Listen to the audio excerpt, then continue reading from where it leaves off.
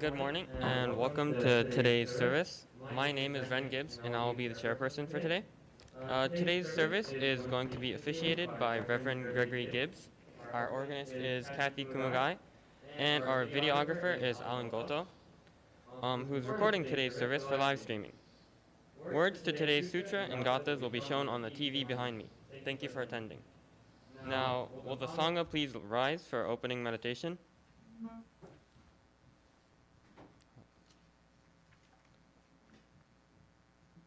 This is from a TED Talk titled Gratitude. And so, I wish you that you would open your heart to all these blessings and let them flow through you. That everyone whom you will meet on this day will be blessed by you, just by your eyes, by your smile, by your touch, just by your presence. Let the gratefulness overflow into blessing all around you. Then it will really be a good day. Thank you. Please be seated. Next, we will have Sutra Chanting. Today, we'll be chanting Juseige, which is on page 39, or again, on the screen behind me.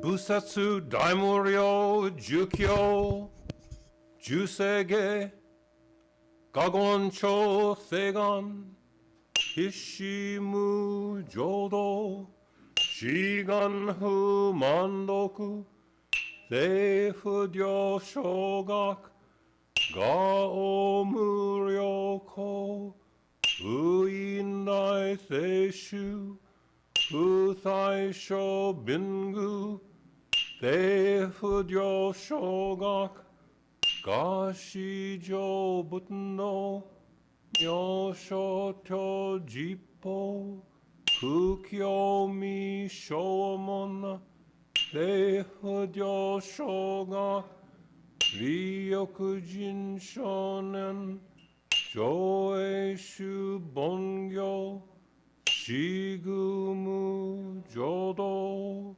Isho Teninshi Jinriki and Daiko Ushomu Taido Shoujo San Kumyo Kosai Shu Yakunan Taihichi Egen Meshi Kon Muon Heisokusho Akudo Tudaten Shumon Kosojo Mandoku Iolo Jippo Nichigaten Shujuki Tenko Onrugen Ishu Kai Hodo Kosei Kudokuho Jodai Shuchu Sappo Shishiku Kuyo Ithayabuten Kusokushu Tokuhon Taneshten Joman Tokui Sangayo Nyobuten Mugechi Tudaten Mi Husho Sangaku Eriki Oshi Sai Shoson Shiganya Koka Daisen no Kando Koku Sho Tenina Tochin Myonke Namandabu Namandabu Namandabu Namandabu Namandabu Namandabu Kaniya Shikudoku Byodo Sei Ithai Do Nai Shina Onyo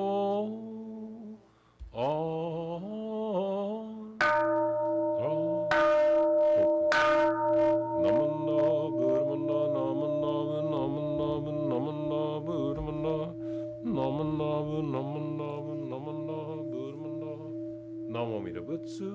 Amida Butsu, Namu Amida Butsu.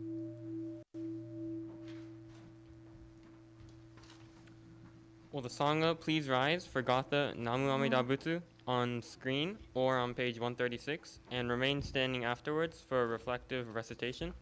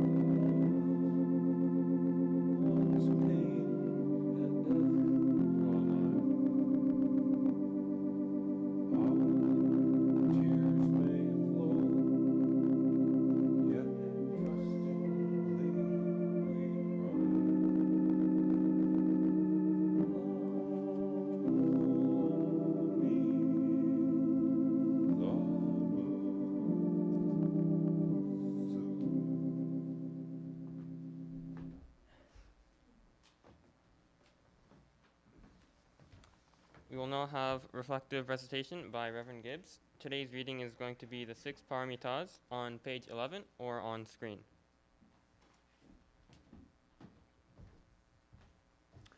Yeah, thank you, Ren.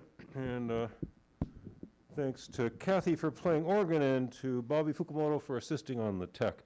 This will be the 6 Paramitas. I'm going to refer to this in the Dharma message as well. So this will be important to us today. Those who wish to join with me, page 11 or the screen behind me, the 6 perfections of Buddhist living, the 6 Paramitas. Dana, giving. May I be generous and helpful. Shila, guidance. May I be guided by the Buddha's precepts. Kashanti, tolerance. May I regard the mistakes of others with sympathy. Virya, perseverance. May I do my best in all things. Dhyana, meditation. May I reflect deeply on my life through the Buddha's teachings. Prajna, insight. May I understand the meaning of Namo Amida Butsu.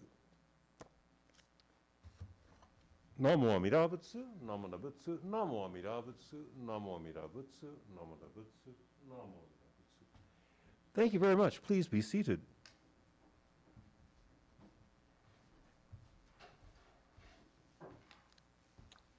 Sensei will now give us a Dharma message, and then afterwards, would you please rise for the closing recitation?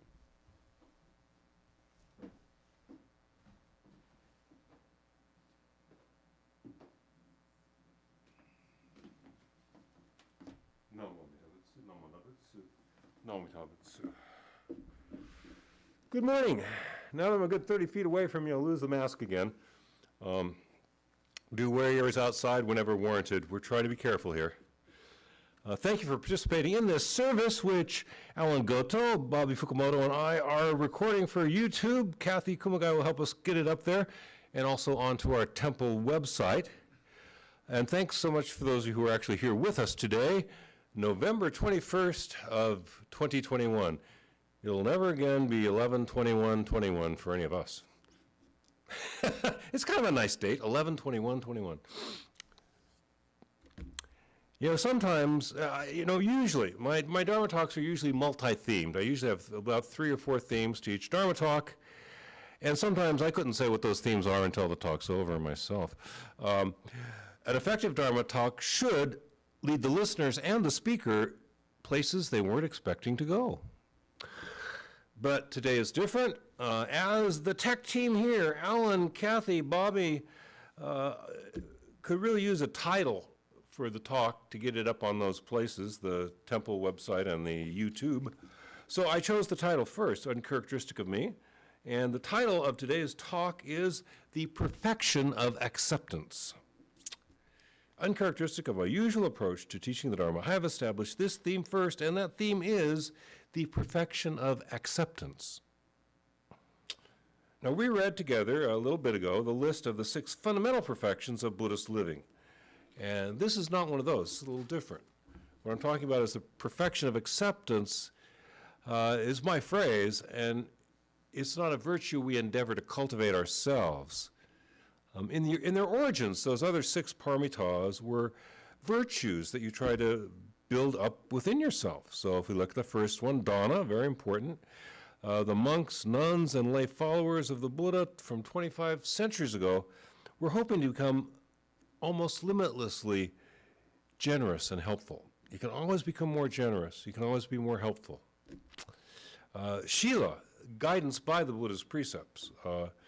They tried, the Buddhist monks, nuns, and lay people, from the beginning of tradition, they tried to become progressively better at following the Buddha's guidance and restraining themselves morally. They were trying to become perfectly good, limitlessly generous and helpful, perfectly good. It's a lot to accomplish here. Kashanti Tolerance. Now, this is the one that's a little different because as it says in the book, Kashanti, may I regard the mistakes of others with sympathy. It's a matter of being patient, but most especially patient with insults from others. Our tradition, the Jodo Shinshu, is particularly famous for taking insults with dignity and not giving it back. We're particularly good about that, and Buddhists are good at that, and it's an important thing. I remember a story I heard. My friend Elson Snow, I never met his wife.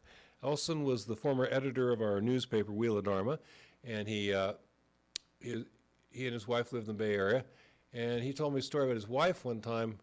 She was at some pan-Buddhist meeting, and there was a Nichiren Shoshu guy there, what do they call it here, NSA, Nichiren Shoshu of America, and he said, so what kind of Buddhism do you follow? So, well, Jodo Shinshu, what's that? I said, well, our founder was Shinran.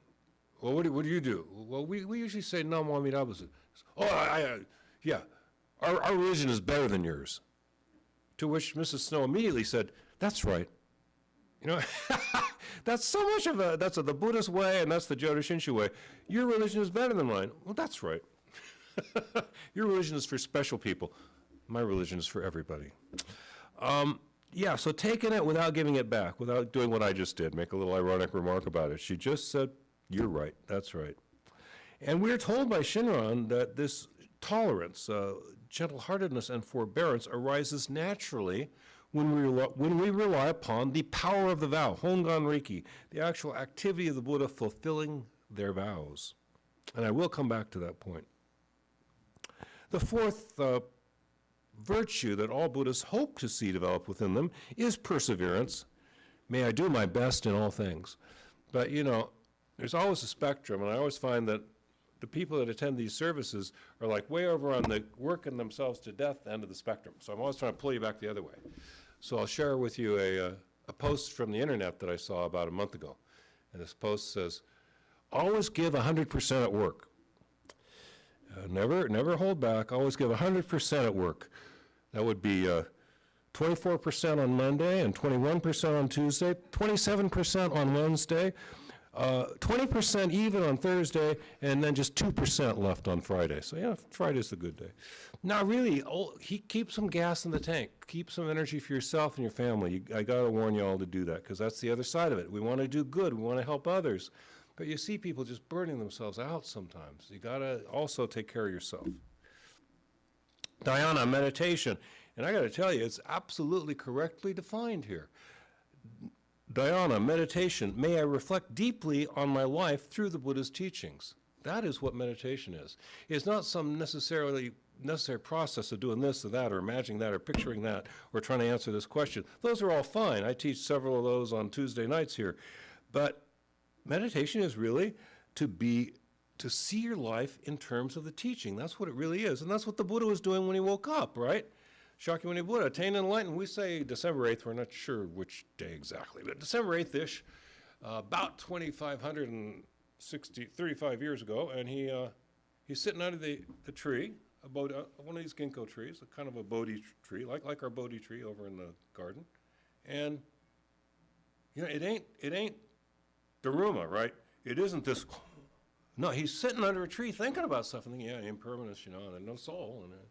And he just happens to look up at the morning star, Venus, and bam, at that moment he becomes a Buddha. He thoroughly awakens to the unity of all things. He wasn't sitting there focused terribly. That's not what meditation is. Meditation is to reflect upon the Buddhist teachings and to try to see your life in terms of them. The sixth perfection of Buddhist living, prajna, insight. May I understand the meaning of Namu Amida Butsu? Well, may I especially understand the meaning of Namu Amida Butsu, and may I understand other important matters. Wisdom is a matter of understanding important matters. Wisdom is not knowing everything, Nobody knows everything. I swear, not the gods of the other religions, not the Buddha, not the Bodhisattvas, not the world. Nobody knows everything. Wisdom is being open-minded and discerning in various situations so that you can learn. And this was determined long ago, because we may have banged up against some other traditions, but at some points they start asking the question, is the Buddha omniscient? Does the Buddha know all things?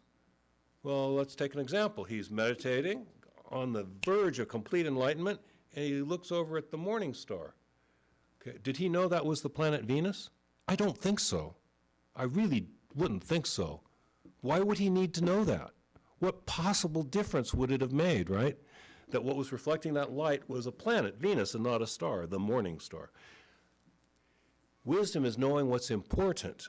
Nobody knows all things. Wisdom is being open-minded and open-hearted and flexible so that you can learn the truth. And that was the answer given about the Buddha. They said, is the Buddha omniscient? And the answer is, yeah, he could know anything. Since he's completely free of prejudice, you put him in a situation and he'll discern what's going on there.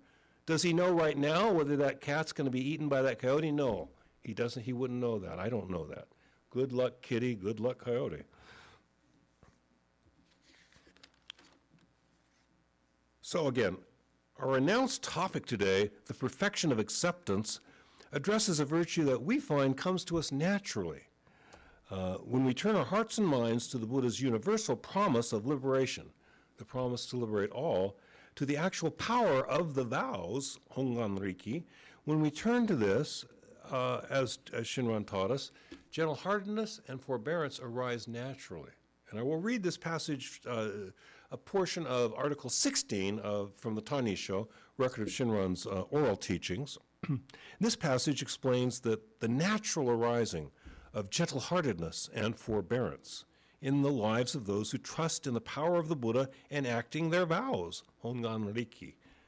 We receive Shinjin, the trusting confidence in the promises of the Buddhas, and find gentility and patience to develop in our lives. And now reading Shinran's words as they were recorded by the author of the Tanisho. If Shinjin, trusting confidence in the promise of the Buddha, has become settled, birth will be brought about by Amida's working, so there must be no designing on our part.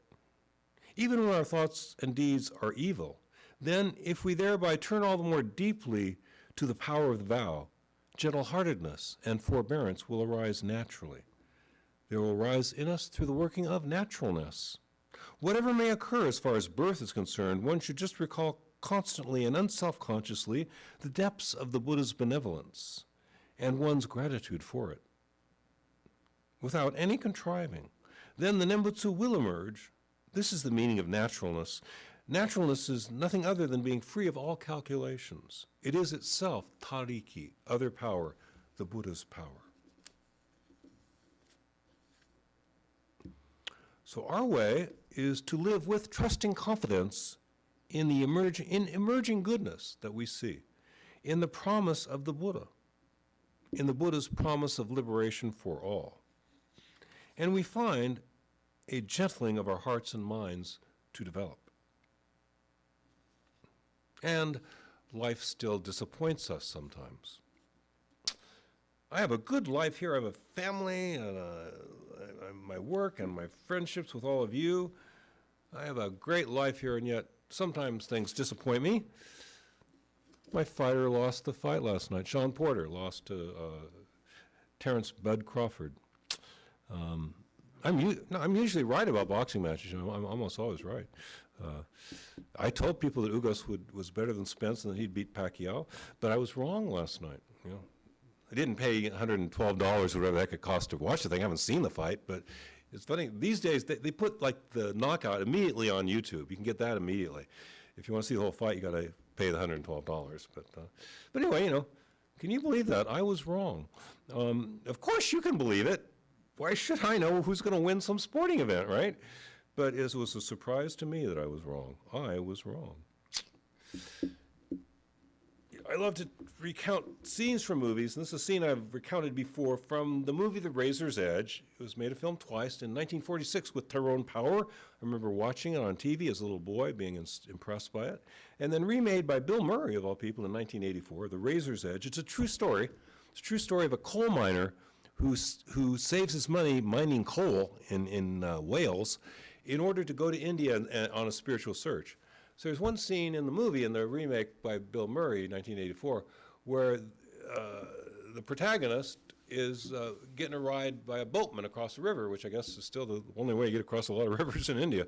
And as they're going across the river, the boatman is, he's taken this European who's going to study Buddhism in the Bill Murray movie, and in truth, he studied Hinduism in reality. But when Bill remade the movie, he made it Buddhism for some reason. So he's taking this guy who's studying spirituality, and he's earns his living as a boatman. So to him, this guy comes from Europe to study with these yogis. He must be, So he says to him, "It must be nice to be rich." And Bill Murray's character says, "I'm not rich." And the guy wasn't. He was a coal miner who saved his money to go on some spiritual search. But what I love is the boatman's response. I mean, it's just a character in a story, but the boatman says, "I'm often wrong." That is such a great sentence. I want to have it tattooed on my hand, I'm often wrong. We should all have it tattooed on our palm, It's the truth. It's the truth. Why would I be surprised to be wrong about a boxing match or about anything? The truth is, I'm often wrong. Yesterday, I was disappointed by a boxing match, despite having this wonderful life that I have here. The day before, I was disappointed by a court decision. The not guilty on all charges verdict for the Kenoshita perpetrator. Was that a miscarriage of justice? I don't know. I was disheartened by how it came out. Was it a miscarriage of legal procedure? I have no idea. That's a technical question I'd be in no position to answer. I'm often wrong. Act as you see fit to change laws, to change the environment so these sorts of things don't happen. The families of Anthony Huber and Joseph Rosenbaum may receive some justice through civil suits. I think the Kenosha Police Department is going to be paying out a lot of money.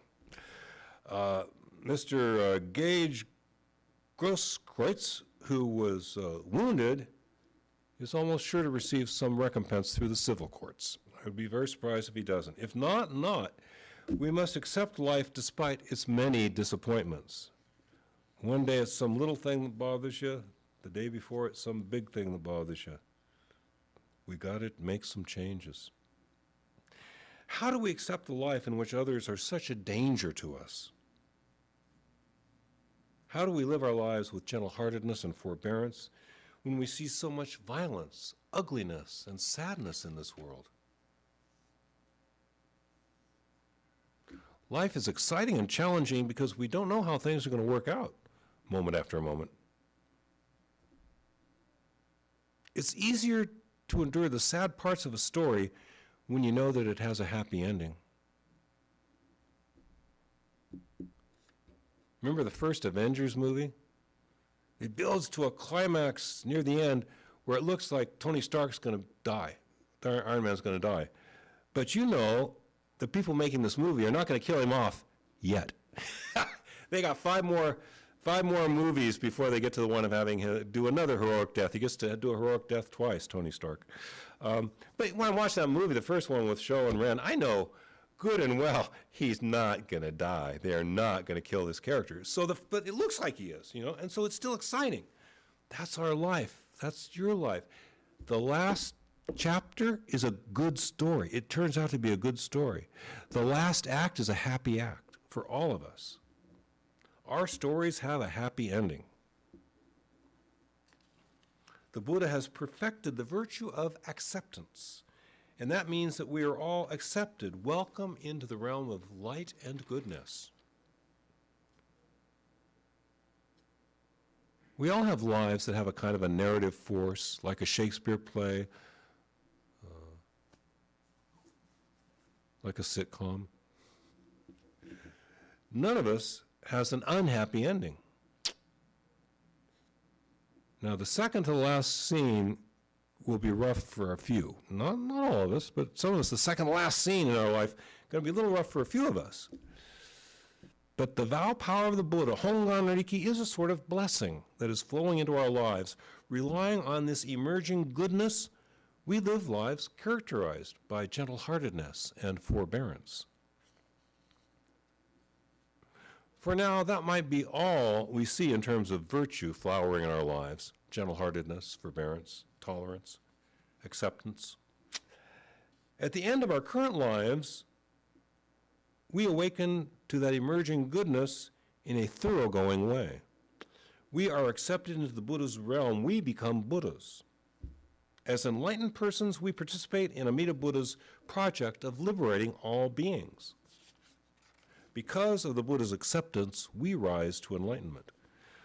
As Amida Buddha has perfected the virtue of acceptance by making it an irrevocable commitment, when the Buddha rises, we rise. When the Buddha was awoken, our awakening was guaranteed. When we rise to nirvanic discernment, we work to guide others out of the mazes of greed, hatred, excessive fear, and delusion.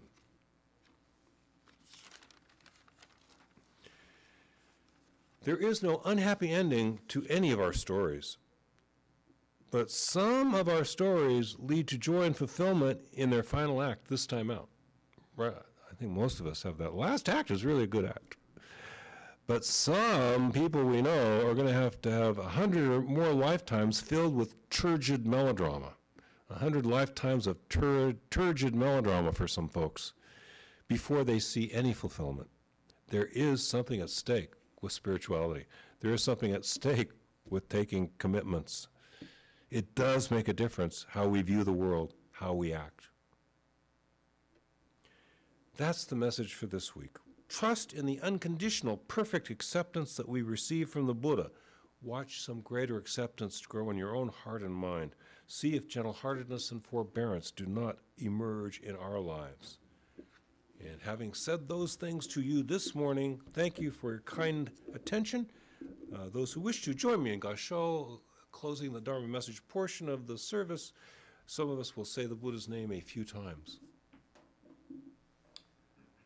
We rely upon the source of limitless wisdom and endless life. Namu Amida Butsu, Namu Amida Butsu, Namu Amida Butsu, Namu Amida Butsu, Namu Amida Butsu. Thank you. Will the Sangha please rise for opening, closing meditation?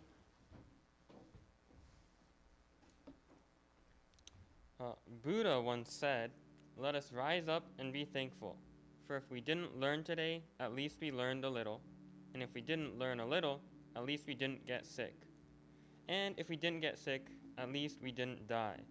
So, let us be thankful." Thank you.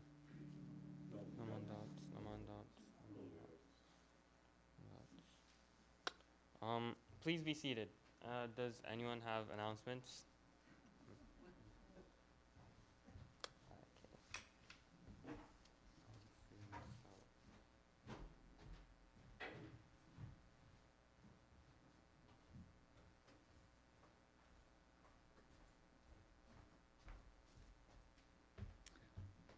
My name is Marvin Inoue. Good morning.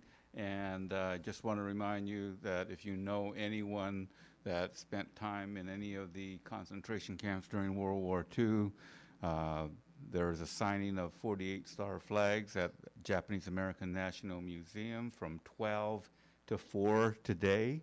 I was at the signing in East San Gabriel Valley Japanese Cultural Center yesterday. And of all people that showed up was my my niece from Albany, California, Northern California. I was so surprised. So that's taking place. If you know anyone, please try to get them to come and sign the flags. They will be donated to the Japanese American National Museum, the San Jose Japanese American Museum. One is going to be sent across the United States so that people can realize what took place, so they never forget what happened during that time period. Thank you very much.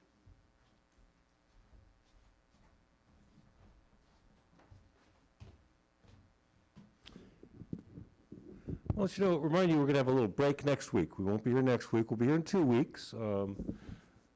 I can talk all day, but Alan and Bobby and Kathy have to get a break sometime. So, so we'll take a break next week. I will be here Tuesday. We'll be closed Thursday and Sunday of this coming week, but I'll be here Tuesday, 11 a.m. for a chat. Anyone who wants to chat about Buddhist topics, 1 p.m. for Tai Chi Chuan, and 6 p.m. for meditation Tuesday, and then we're going to be have a little vacation from there.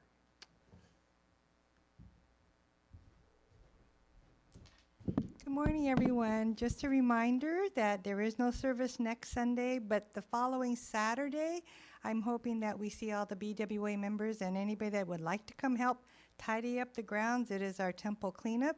The Sogs will be treating us to lunch at noon.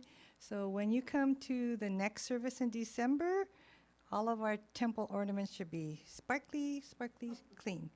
And a reminder that most of you that are members have received our Oseibo letter.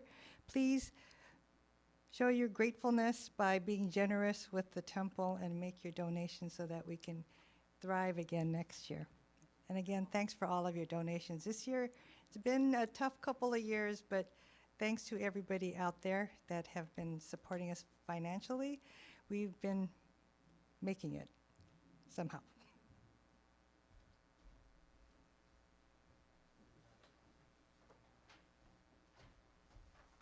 I think that's it. So thank you for attending today's service. If you haven't done so already, please take your time to burn incense. And I wish you a happy Thanksgiving break. Thank you.